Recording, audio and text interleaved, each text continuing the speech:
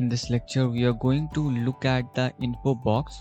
So what we are going to do first is that if you take your mouse cursor to this design, and this is wall tool, and if you look here, you will see that you have a small drop right button. Okay, if you click on that one, you will get all these details here. You can see.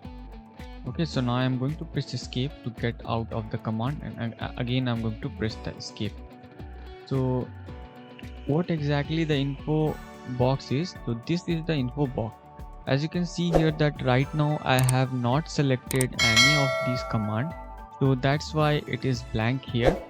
As soon as you are going to select this command, you will get these bunch of different options here, and you can scroll through these, okay, by using your mouse.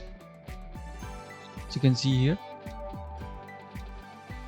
Also, what we are going to do here is that if you also going to double click on that one, you are going to get the default setting for this. Okay, so this is the default setting. This you can also call that one as info box, but this is having a much better viewing experience than this one.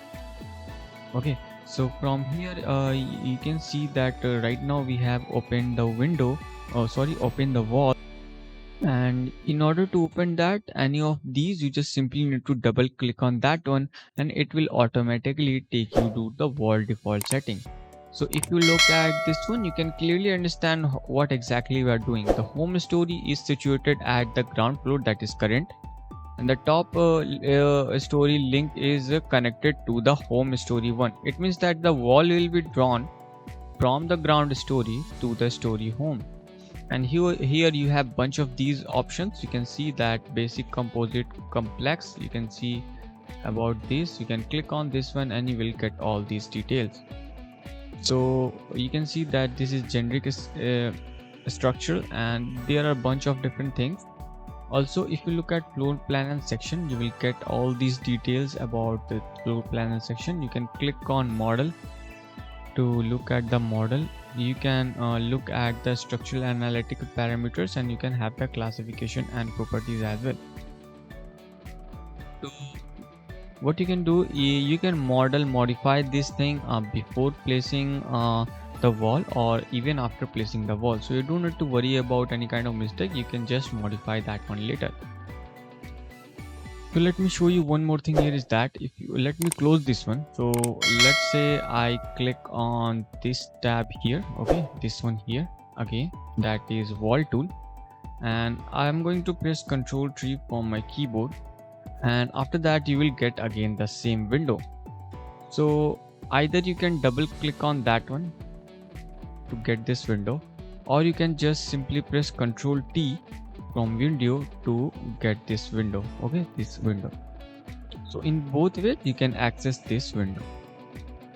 Now we will look at some other tool. Let's look at the column tool. Let me click here, and now whatever your properties is seeing here is of the column. You can scroll through this info box, okay, just like this.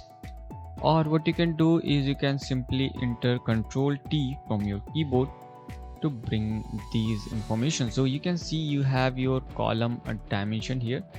This is the width and this is the length. You can have all these settings here. If you want to change this one, you just simply need to go ahead and change it here. You have the position, okay, you have these positioning, you have end cuts and reference axes. You can see you have the segment, you have floor plans, and all these bunch of different options are available here.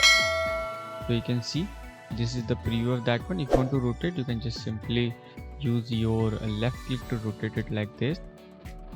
You can have the classification and properties here. Also, if you want to bring that one, you can just double click and you will get this window. Okay, now let's look at some of the other parameters. So now let's look at this one, that is curtain tool, or let's look at the window tool. So as you can see here that all these info box are different from the previous one. It means that the window have obviously some kind of different properties than column or wall. So in that case you will get something like this.